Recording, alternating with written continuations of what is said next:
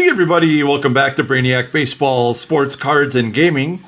Today we have another edition of Time Travel Tuesday, where we hop in the Wayback Machine to 1981 and open up this pack of 1981 Fleer Baseball. I picked this up off of Mercari about 2 weeks ago, and it arrived like the day after I would have done a Time Travel Tuesday. So I've been sitting on this pack for like a week, anticipating what might be in here other than some broken pieces of gum. You maybe can't see it, but I can tell you they're all cracked up in there. I might even try a little sliver of it. You may or may not know that this is the premiere edition of Fleer. This was the first year that they started making baseball cards. I was 10 years old when these came out, and in my prime collecting phase of my youth. And I collected a ton of Fleer cards. I really like this design. Take a look at the back here. I really like the design of these cards. This was, kind of the first like white-backed card in existence. So it was so much easier to read the stats. The big problem with Fleer, of course, is that they didn't put a lot of effort into editing or proofreading, so there's a ton of errors in this set. Now, there are a bunch of cards that we're looking for. Hopefully we can find at least one of them here. And that would be beginning with the rookie cards. Of course, Kirk Gibson from my Detroit Tigers could be in here. His rookie card was this season. A rookie card of Kirk Gibson just sold, PSA 10 for $230. Oh, this gum is so messed up. Just sold for $234. Oh my gosh. Look at that. I think we're going to have to try a piece of this real quick.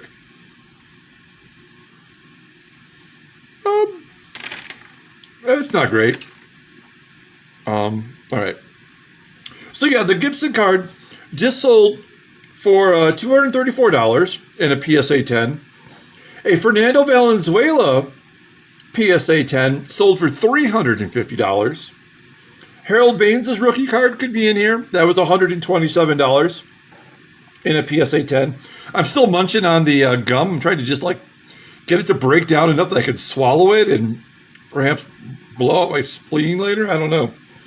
And then Danny Ainge, Boston Celtics baseball star, of course, was on the Toronto Blue Jays. His rookie card goes for about $95 in a PSA 10. The best card in the set is the Nolan Ryan card. It is a PSA 10 goes for $302. Also, you can get the Ricky Henderson stolen base card where he broke the single season stolen base record. That goes for about $209. These are all recently sold on eBay in a PSA 10. And then Ozzie Smith could be in here. That was $105 in a PSA 10. So as you can see here on top, we have Dave Palmer. Just looking at this, the corners look really sharp. This one is slightly off, I guess. I mean, it's pretty damn close, actually, right? I mean, I don't know. I'm taking my time with this pack because I want to make sure that they're solid, because if I can get a Gibby or a Fernando Valenzuela card, I very well might have it graded. So let's take a look at the back, and you can see, especially compared to like a Topps card, they have the white back. It's so much easier to read. But there's, statistics are wrong, spellings are off. They have, let's see. Yeah, right here. Dave Palmer, of course, is a pitcher. And here at the top, it says complete major league batting record. Well, so they missed that somehow in the processing. So there's going to be several errors in these cards. So there's Dave Palmer. We're going to go through the rest of these here pretty quickly. Claudel Washington on the Mets. Next up is Bake McBride on the Phillies. I believe the Phillies won the World Series in 1980. Am I wrong? So I believe these are like the World Series type cards. Mike Ivy, number 1 overall draft pick for the Giants. Back in the day, never did find a home, never did quite catch on as a hitter. Played for my Tigers. There's Terry Crowley, outfielder. I think he was also a catcher. Pete Vukovich.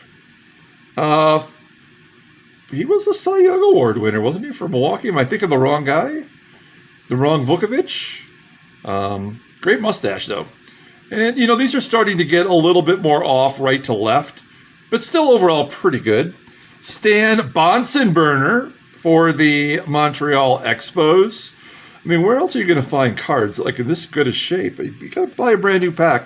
Hey, there's Hall of Fame manager Joe Torre.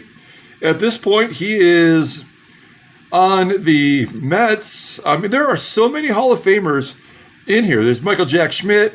There's Pete Rose. Well, not Pete Rose, but, he's Hall of Fame caliber at least.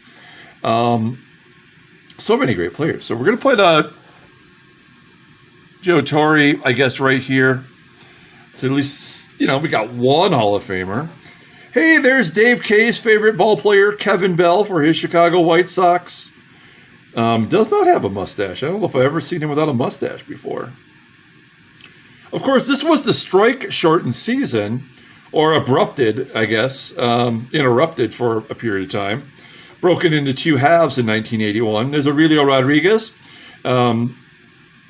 just traded from the Blue Jays to the Yankees. He never played a game for the Blue Jays, but as we found doing research for a giveaway prize, Aurelio Rodriguez had was traded to the Blue Jays in spring training, and they made a O-Pee-Chee poster insert of him, and then they turned around and traded him right before the start of the season to these New York Yankees. There's Dane Orge of the Cardinals. Come on, let's get some Hall of Famers. There's catcher John Tamargo.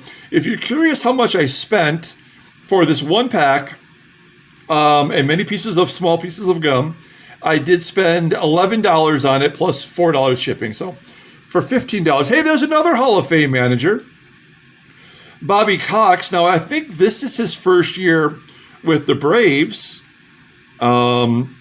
He was the future manager, or was he already the manager of the Blue Jays? Let's find out. Nope. So this is him just coming to the Braves. Doesn't even talk about that. But he's a Hall of Famer. So we'll give him his props right here down front. So 2 Hall of Fame managers. That's something. And then we got Steve Garvey running for office in California. Not a Hall of Famer, but possibly could be someday. Certainly good enough stats to be considered the Hall of Very Good. So Steve Garvey, nice card. Ramon Aviles of the Phillies, utility infielder. Reggie Walton of the Seattle Mariners, and I think we're down to our final card of 17. Last card is going to be Mike Phillips. Wah wah. Not who we were hoping for. Our best options here were Joe Torre, which is miscut, unfortunately, and Bobby Cox, also misaligned in a way in which it's probably not worth it for me to get these graded. But you know what? It was a lot of fun, a nice trip down memory lane. We didn't make any money off these guys, but it was fun to take a look. So I appreciate everyone watching. Like and or subscribe, and check out my playlist over on the right for other Time Travel Tuesdays of the past. Until next time, everyone, have a great day.